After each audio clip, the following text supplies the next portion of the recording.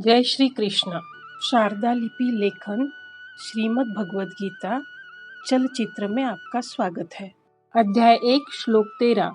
ततः शंखाश्च भैर्यश्च पनवानक गोमुखाः सहसैवाभ्यहन्यन्त स शब्दस्तु मूलोऽभवत्।